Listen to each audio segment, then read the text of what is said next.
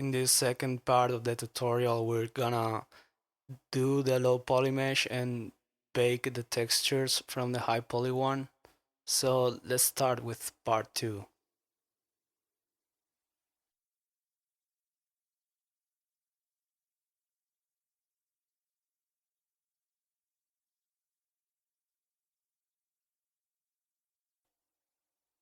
Okay, now we're done with the sculpting. We're gonna start creating the low poly mesh and baking the textures to it.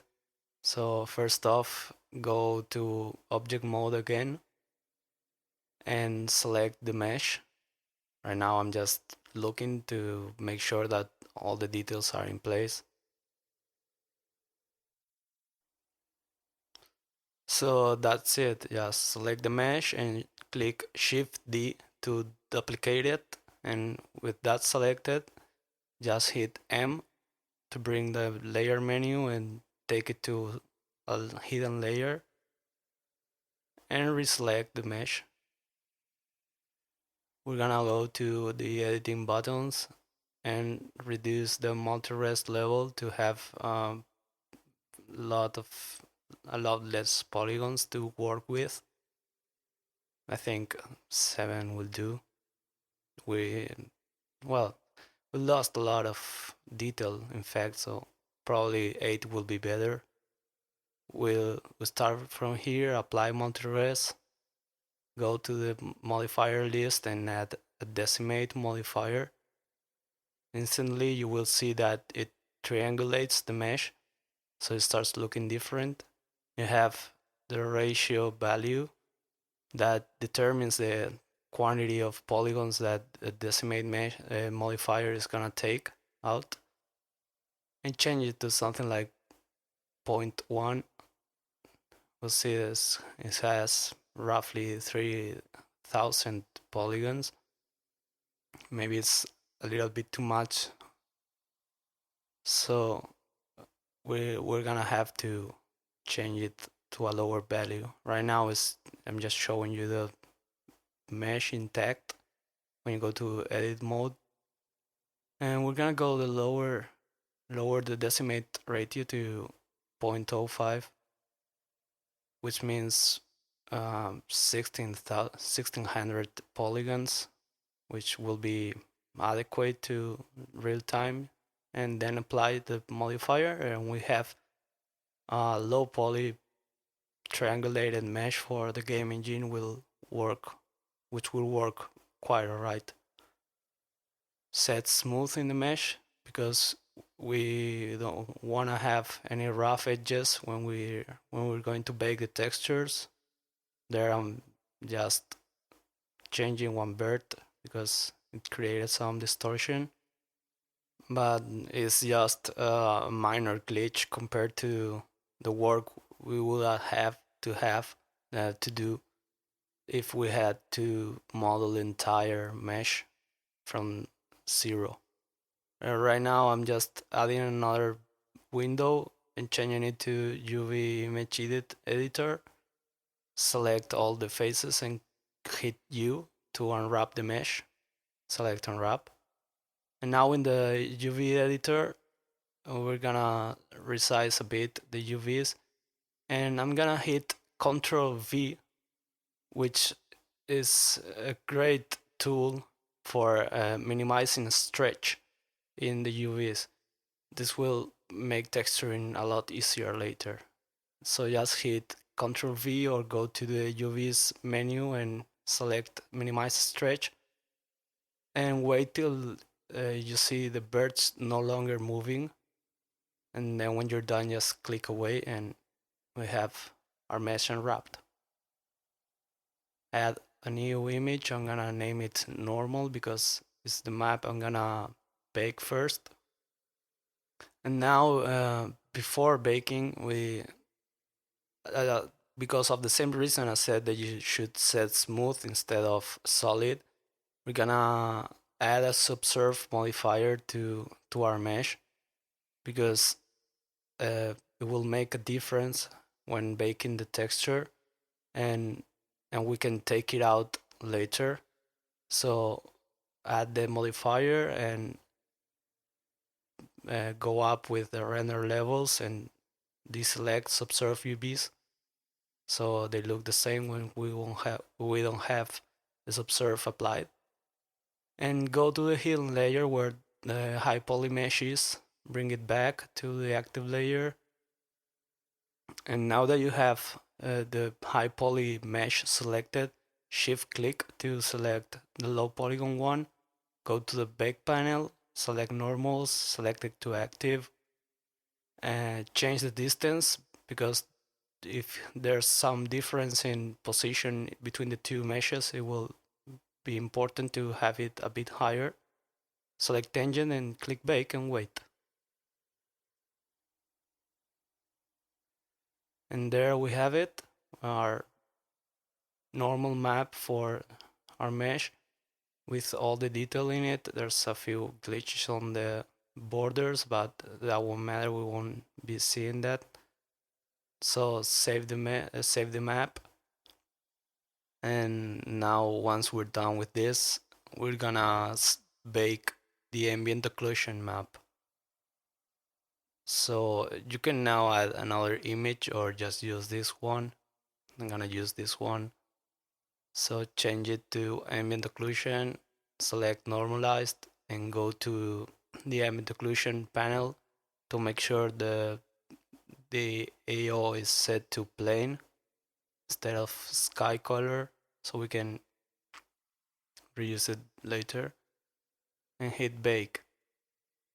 This will take a bit more than it took for the normal map, but not much anyway.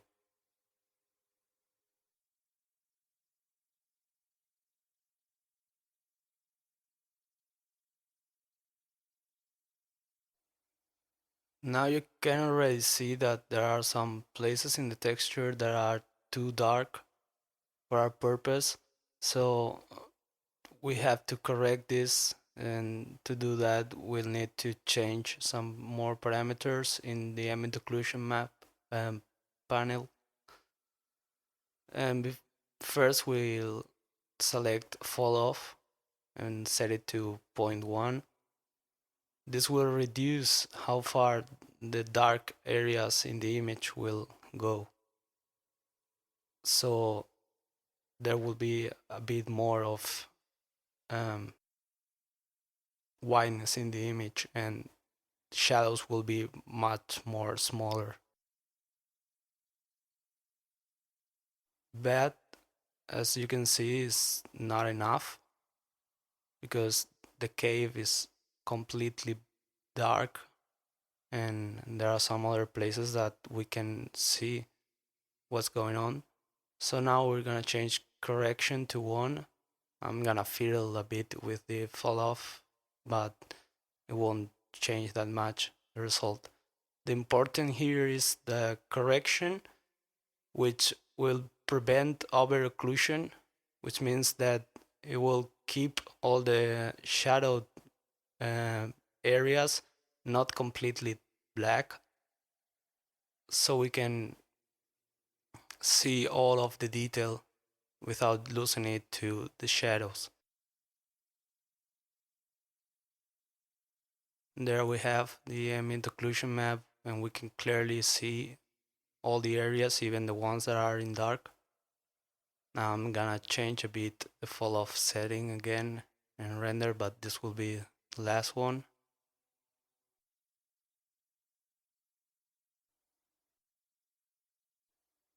You could also bake a displacement map, but we don't have enough polygons for it to make a difference, so we'll just keep it to the normal and the ambient occlusion maps.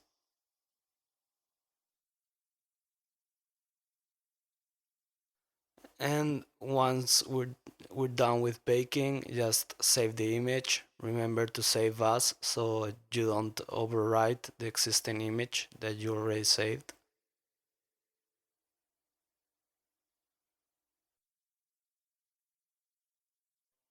And now we're done with baking, so just get rid of the high polygon mesh. Also, it's it's a good idea to rename the file so you won't lose anything.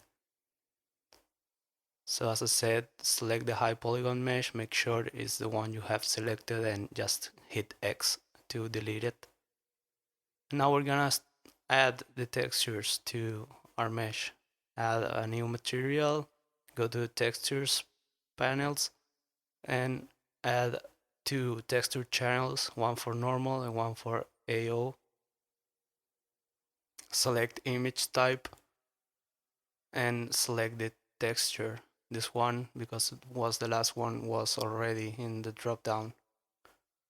Next, select the normal map and activate the normal map setting in the map image. Make sure you're on GLSL and you're on texture mode so you can see the results, and add some lights to the scene. I already have some in another hidden layer. And the last thing we have to do is just map the textures in the material, set both textures to UV in the map input panel, and in the map 2 just hit NOR in the select call for the normal map. You should put in the slider of the NOR value the value that you find correct to see all the detail. I, I used one and it was enough for this. And select color for the ambient occlusion, so kinda fakes the ambient occlusion in real time. Now to finish this off, I'm just changing the lights to have a sun and an Emmy lamp. I just duplicated there the sun lamp, change it to Emmy and no specular.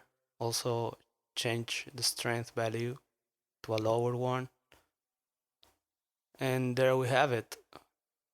Our terrain, low poly terrain to be used in the Blender game engine, but using normal maps and ambient occlusion map to preserve all the details that we had in the high polygon mesh.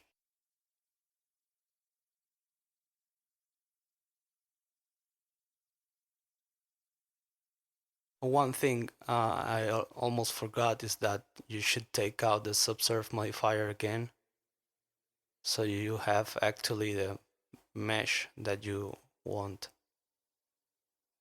And they're just changing the direction of the light, and that's it.